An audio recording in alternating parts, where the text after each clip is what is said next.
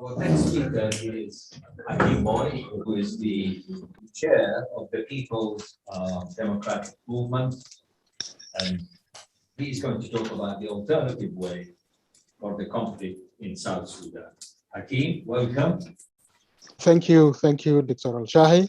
I hope my voice is clear. Yes.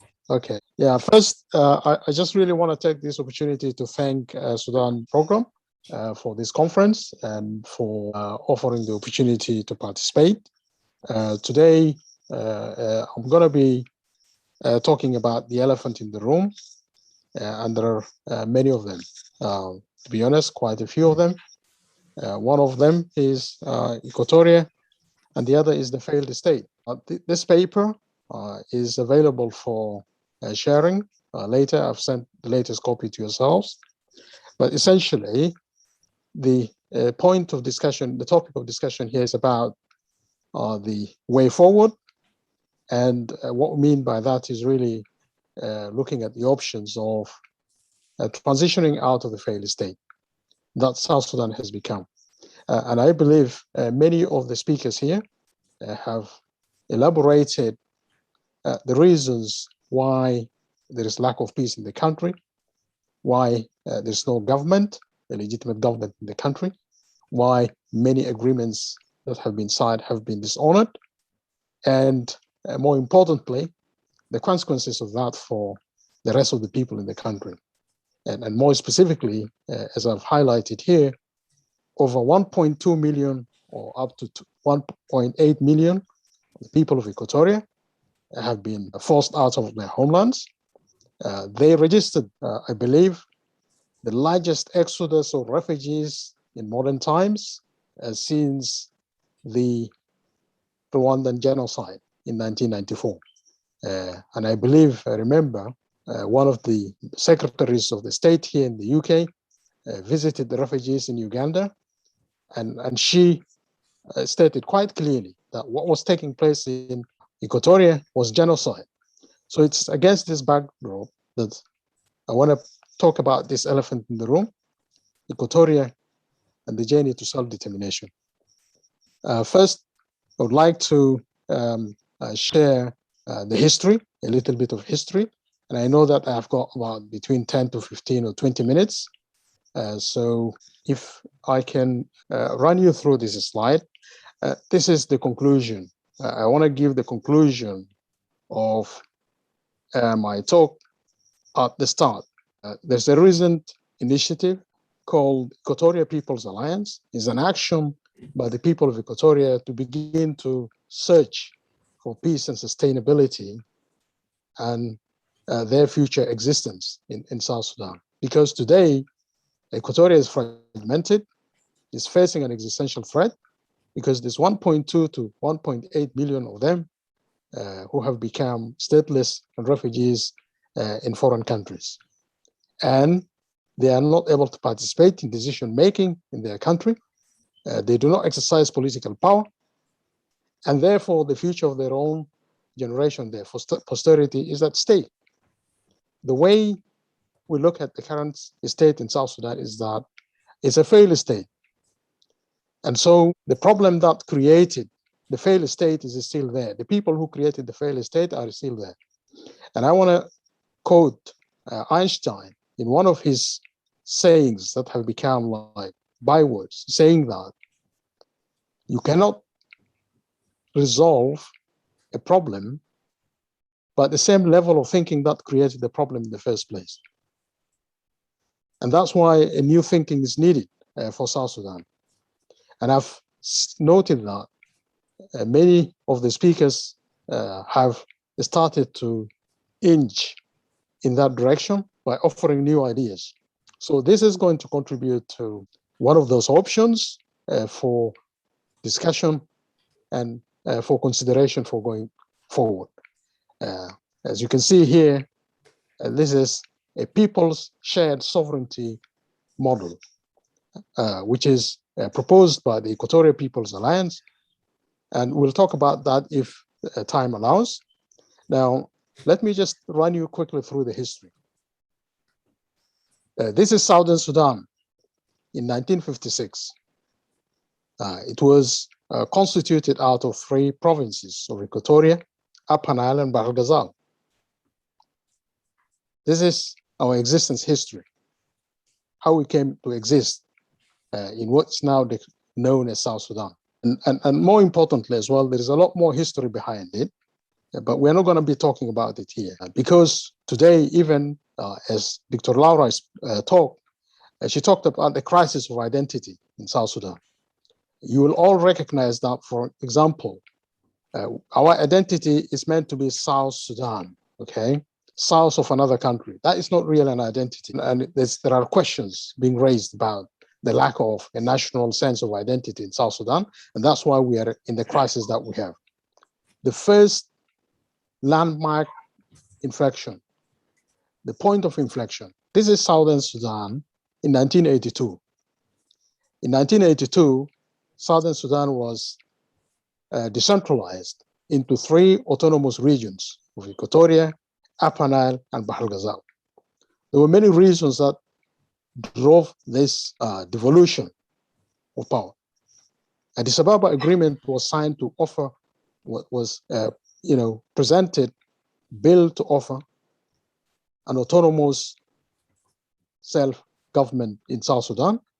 And that self-government from 1972 was simply rearranged into 3 regions, autonomous regions. And each region had their own assembly, their own high executive council, or the equivalent of a governor.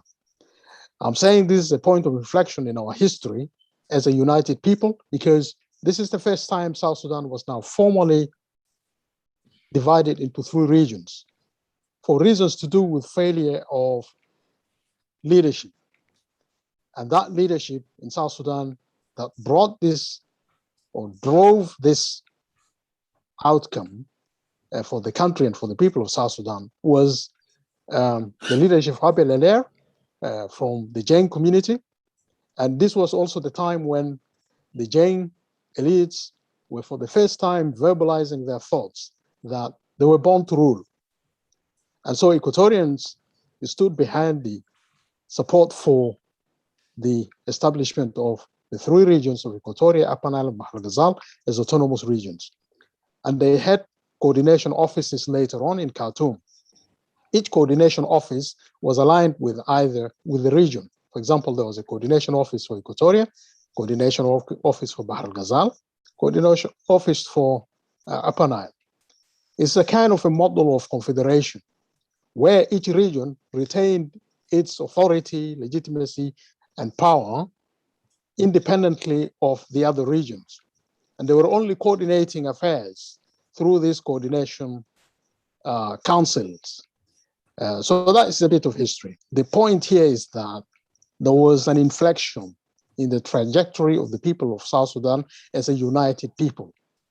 Their identity was brought into question. This is what followed next. This is South Sudan in 2005. It inherited the states that were stipulated and of course enacted by the NCP system in the Sudan. 10 states. But these 10 states lacked people's consent and legitimacy. They did not arise as a result of consultation with the people of Southern Sudan at that time. So they lacked legitimacy and they did not have the consent of the people. So the people of South Sudan never exercised authority to give a mandate to these states. So these states were just imposed. Now, the second point of reflection is this, the creation of the 32 states. Once more, these states lacked consent and legitimacy of the people. So you can see this is the trajectory of the crisis of governance in South Sudan. People are not involved. People are not consulted. Agreements are signed. The people are not consulted. Decisions are taken from top elites without consultation of the people on the ground. And this has driven a lot of conflict in the country. Now, from that, we came back to this as a result of the revitalized agreement for resolution of conflict in South Sudan. Again, it was just, that people wanted to go back. Those who signed the agreement because it was a revitalized agreement based on the previous 10 states. And so we had this transition back to 10 states. The problem is this, that these 10 states and this whole system of governance has failed. And amply, it was described here that, for example, you have the power sharing model, the business stakeholders, the business partners in the regional ecosystem. All of these wanted to maintain this failed state so that the state becomes their business. They benefit from it. It's a cash cow to Uganda, to Ethiopia, and to Kenya, and oiled by the money of the oil industry, the nascent oil industry. So if you look at this, the 10 states, this again is where we are now today. We are in a failed state. Our people have not been consulted. They have no consent. They have not given consent to the establishment and continuation of these 10 states. The crisis of the governance in the country continues. So there has got to be a way out. See, in this 10 states model, a failed system of governance, Equatoria is facing an existential threat, as I said. And you can see that we highlighted it in red because half of the population of Equatoria is in refuge. And in the country itself, there's war going on in central, western, and eastern Equatoria. People are being killed. Clergy are being executed by these Mathianganyor, the Dinka militia, who now operate with impunity and kill people in Equatoria, while many Equatorians have left the country. They have no role to play in political decision making. Political decisions are made under the terms of the revitalized agreement by Salva Kiir and Riek Machar. And like one of the speakers, Al-Haj, had pointed it earlier on quite amply, that these are the elites in whose hands political power is concentrated, in whose hands they have authority over militia groups that now run the country as if the country is their own asset. So there's no legitimate authority in South Sudan. There's no national army. There's no government. All the so-called government institutions are dysfunctional. They are not operating. They're not working. It's a failed state. And this is by the acknowledgement of so many reports. Recently, the Human Rights Panel of Experts in Geneva called into question the manner in which elites steal billions of dollars, and they use these dollars to benefit their families, their businesses, and so on, so that they deprive the people of South Sudan of the enjoyment of their economic, social, cultural, and political rights, civil rights, and so on. This is against the backdrop of hundreds of millions of dollars, being granted to firms, fictitious firms that are associated and linked to politically exposed persons. And I don't have to go through all of that, but this is just the situation today in South Sudan. It's intolerable. The people of Equatoria in particular cannot rely on anyone else to come and resolve the issues in the country for them. They've got to do something about it themselves, and that's why they formed the Equatoria People's Alliance to try to address this and transition out of the failed state. This is the target. As you can see there, a shared sovereignty model, a people's shared sovereignty model, would probably work for the country. If you take the belt, the red belt of Equatoria and Western Bahr al-Ghazal, these are culturally affiliated groups and communities that have relationships among themselves that date back in history when Equatoria was even not part of Sudan. I've got to stress that Equatoria existed as a country on its own under colonial administration in the past up to 1910, when Equatoria was then integrated into what became then part of the districts, the southern districts. And then it became part of Sudan. Otherwise, Equatoria was governed as a country separate to Sudan. Equatoria was not South Sudan. Equatoria was not Sudan. It existed separately under a different governor. There were two governors at that time. The governor for Equatoria started with Samuel Baker, and later Gordon Charles. Sudan had their own governor. So this policy started to change in 1936. And now the people of Equatoria are questioning their existence without rights in South Sudan.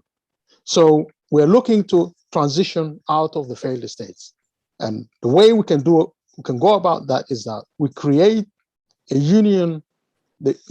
First of all, the sovereignty is vested in the people of Equatoria, Upper Nile, and Bahr Ghazal.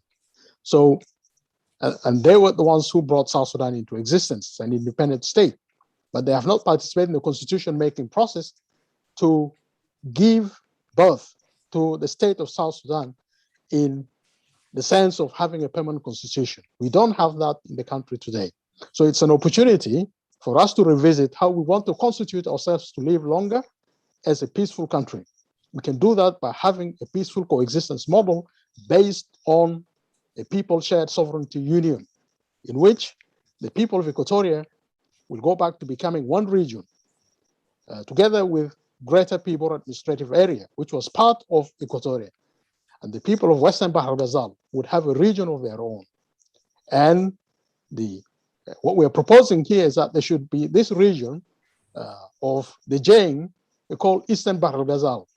And then there is this also region called Western Upper Nile, is the region for the north, like what Mawan proposed. And then on the far east, to the north, you have Eastern Upper Nile, which will cover the Cholo Kingdom and other affiliate communities that live in that area. So with this model, we can go for a transitional period of 5 years in which these people are given the opportunity to control, live by themselves, exercise political power. And then you have only coordination, small coordination, like the Coordination Council for Equatoria, Coordination Council for Upper Nile, the Coordination Council for Bahr al-Ghazal, to bring the affairs of the union together. But the power remains and is retained by each region. That way, after 5 years, people can exercise the right of self-determination to opt out or to continue and confirm the existence of this union, like what the European Union did. The UK exited when the sovereign people of the UK decided that they did not want to be a part of the European Union. Here, if Equatoria thought that after the failure of the state and after exercising the option of having a union for 5 years, which didn't work, then Equatoria, the people of Equatoria, under the terms of the United Nations Declaration and Charter of Rights, including the right to self-determination, and under the African Charter on Peoples and Human Rights, can exercise that right to opt out and to establish their own independent existence within the East African region for trade purposes and relationships based on what the people want. This is what the international community should support. This is what the international community should support the people of South Sudan exercise and enjoy their rights. The rights that belong to them, the rights that belong to the people of Equatoria, also are rights that belong to the people of Upper Nile, the rights that belong to the people of Bahr al-Ghazal, the rights that belong to the people of Western Bahr al-Ghazal. The right to self-determination is all the economic, social, cultural, and political rights. So that is the end of my presentation. And I want to thank you for listening. I'll be available to answer any questions that you may have. So thank you for giving me the opportunity, and I hope I've communicated my message and talked about the elephant in the room, which we have not been talking about. It's very wonderful, your presentation as a case of Equatoria. Thank you.